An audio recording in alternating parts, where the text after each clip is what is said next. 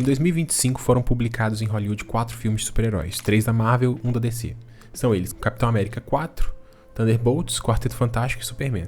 Desses 4 filmes, temos incríveis e exatos 9 minutos que calam a boca daquele sem noção e sem talento do Scorsese. O problema é que as outras 8 horas, a soma exata desses filmes dá 8 horas e 9 minutos, confirmam a tese do Scorsese, de que esses filmes são feitos para consumo rápido e digestão mais rápida ainda. Sem entrar no mérito de se a Marvel é ou não cinema, a partir de concepções abstratas e subjetivas do que é arte, é melhor ir direto pro artigo do New York Times e entender o pensamento por trás da polêmica fala do diretor. Para isso, a gente vai começar com o primeiro filme do ano, o grandioso Capitão América, Admirável Mundo Novo, ou Capitão América 4. Aqui o primeiro ponto é que esse filme depende das séries. E um disclaimer, eu não vi nenhuma série da Marvel, não pretendo ver, e se eu preciso assistir uma série para entender um filme, o problema não é comigo, é com essa indústria. Então a gente começa o ano com um ponto para Scorsese, e eu vou explicar o porquê. Um dos argumentos do diretor, na elaboração da tese dele de que a Marvel não é cinema, é que esses filmes não possuem revelação. Ele diz que o que não está presente nos filmes da Marvel é revelação, mistério ou perigo emocional genuíno.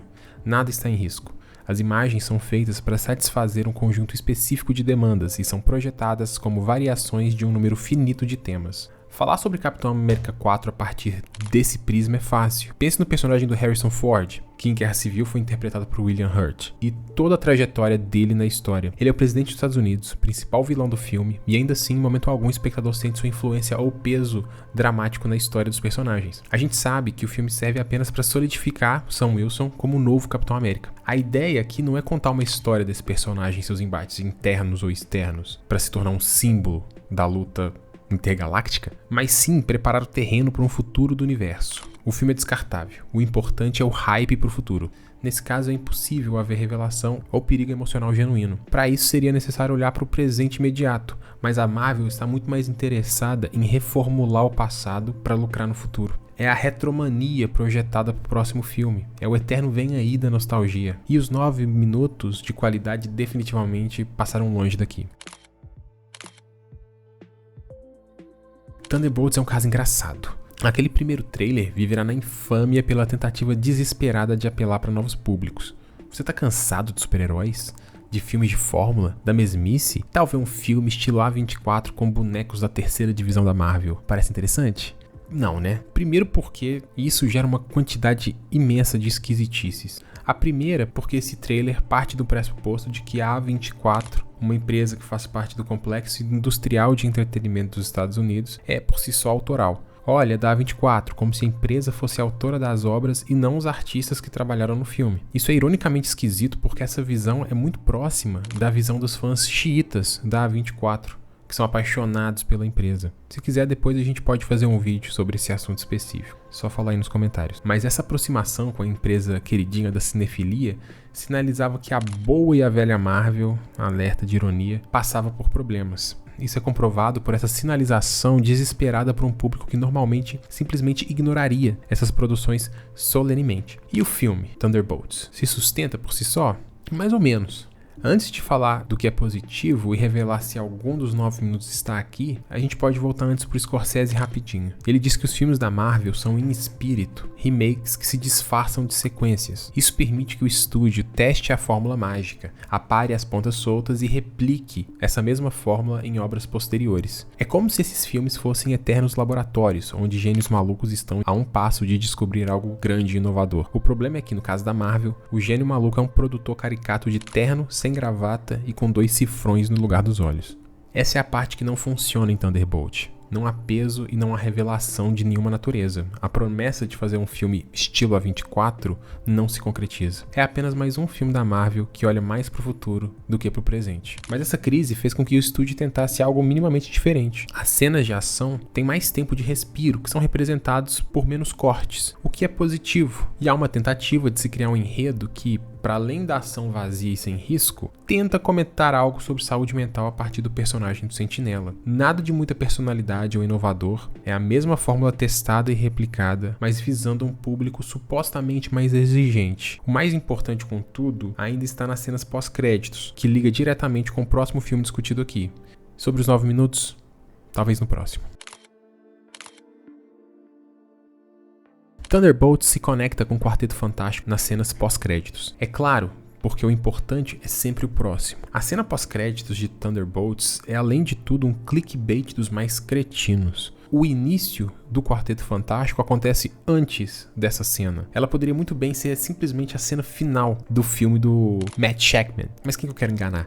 Até parece que os diretores têm alguma autonomia aqui. Esse tal Matt Shakman é no máximo um apontador de câmera glamourizado. Isso me lembra algo pertinente na visão de Scorsese, que via o sistema de estúdios de Hollywood como um embate frutífero que impulsionava o fazer artístico para frente. Eu me abstenho de opinar sobre essa perspectiva, mas o fato é que a relação de produtor e cineasta da Marvel é completamente diferente do que era no grande conglomerado de estúdios de Hollywood da década de 70 e 80. Quando o sistema de estúdios de Hollywood ainda estava vivo e bem, a tensão entre os artistas e as pessoas que administravam o negócio era constante e intensa, mas era uma tensão produtiva que nos deu alguns dos maiores filmes já feitos. Segundo o próprio Scorsese, a tensão que havia antes não existe mais. Agora, apenas existe o entretenimento audiovisual e existe o cinema. Eles ainda se sobrepõem de tempos em tempos, mas isso está se tornando cada vez mais raro. E aqui a gente pode finalmente compreender o que é o cinema para o Scorsese. Cinema é simplesmente a oposição às fórmulas de mercado. O diretor é responsável pelo cinema e o produtor pelo conteúdo, pelo produto. Enquanto havia tensão, essa possibilidade de um híbrido, um produto artístico talvez, agora não há mais. O que a gente tem é um ou outro numa queda de braço desigual que tende a cair sempre pro lado do produtor, que é quem detém o dinheiro e as condições de fazer o filme. Eu particularmente não vejo exatamente dessa forma. No capitalismo tudo é mercadoria. Do filme mais experimental ao mais comercial, tudo é mercadoria. Mas eu entendo o ponto do Scorsese. Ele foca na prática da indústria. Em um momento em que o cineasta, o artista, tinha mais poder de barganha no processo de produção do filme. Na Marvel, por outro lado, o diretor é apenas um nome que aparece ali no final, e nada mais. E o Quarteto Fantástico é honesto. É um filme com início, meio e fim, o que para o estado atual das coisas é além do esperado. É um filme que ainda está dentro da fórmula, mas esse momento de crise permitiu com que os realizadores tentassem sair da camisa de força. Às vezes um braço sai, às vezes o outro, mas nunca o corpo inteiro. A Vanessa Kirby, ela interpreta a Sue Storm, é o destaque do filme. Ela traz uma carga mais urgente para a personagem, apesar do roteiro segurar todos eles no mesmo estado inicial. Não há desenvolvimento, não há mudança. Apesar do filme ser agradável, ele está apenas aguardando o final. E olha ali no final, se não é o Robert Downey Jr. Mas eu vou ser honesto, esse filme foi uma das melhores experiências com a Marvel em muito tempo que eu tive. James Gunn foi pra DC e continuou fazendo a mesma coisa que fazia na Marvel. Eu não vou forçar a barra e dizer que o James Gunn é um excelente diretor com grandes ideias, mas eu posso dizer, honestamente, que ele é um diretor com ideias. E a melhor ideia dele em Superman, a ideia que rendeu 9 minutos de qualidade que calaram a boca desse safado do Martin Scorsese, é uma cena de diálogo em um jantar, quando Lois Lane pede para entrevistar Clark Kent, mas não como Clark Kent, como Superman. E isso é bom exatamente pelo motivo que faz o Scorsese separar os filmes em duas categorias, em cinema e em conteúdo.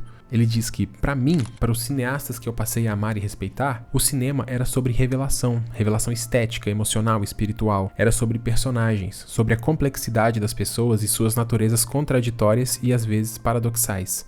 É isso exatamente que o Scorsese vai entender por cinema. Ele não tá fazendo aqui um julgamento de valor a partir do que é arte. Porque a gente tem esse senso comum. Ah, tal coisa é arte. Ou seja, tal coisa é boa. Mas não é bem assim. A arte é uma mera constatação. Clark Kent e Lois Lane têm apenas alguns meses de relacionamento nesse ponto. Mas ela sabe que Clark é esse grande herói. Superman, contudo, ele está interferindo diretamente em um conflito bélico entre duas nações estrangeiras, que podem ser representadas aqui como uma espécie de Rússia, talvez Israel, e do outro um país com características muito semelhantes, a Palestina. Superman, é claro, porque aqui não é o Superman do Zack Snyder, ele tá do lado do país agredido. Ele revela, inclusive, que chegou a ameaçar o presidente desse país agressor sem o aval de nenhuma autoridade americana. Lois Lane questiona essa autoridade do Superman de simplesmente ir para um país estrangeiro e sequestrar um líder de estado. Esse diálogo expõe a fragilidade de ambos os personagens e do relacionamento deles. É o único momento no filme que eu olhei pra tela e pensei, ué, e agora? Porque ali não há certo e errado.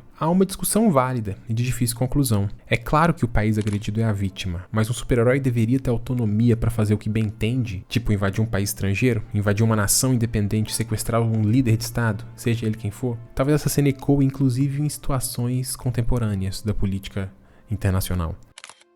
A questão é, durante 9 minutos eu tive incerteza. Eu não sabia exatamente qual seria a síntese dessa conversa. Eu sabia do resto todo. Eu sabia que no final o Superman venceria a luta e que ele voltaria mais forte pro próximo filme para enfrentar o próximo desafio. Mas eu não sabia qual seria a resolução para aquela entrevista, em que os diferentes pontos de vista, máscaras sociais eram colocadas, retiradas a todo momento. É uma cena com muitas variáveis, e essas variáveis são arriscadas, principalmente em um filme de boneco, em que boa parte dos fãs se interessa mais em engajar em discussões vazias sobre coisas que não existem ou não são nem um pouco relevantes. Talvez eu não concorde com a nomenclatura de Scorsese. Esses filmes são cinema, mas um tipo diferente de cinema. A nomenclatura, na minha opinião, ela pouco importa. O que importa de verdade é que realmente é um tipo de cinema feito por um sujeito, um diretor, um artista, não um roteirista, que possui uma visão sobre a obra. E existem também filmes concebidos por produtores, cuja única visão são aqueles cifrões mencionados anteriormente. Um é melhor do que o outro?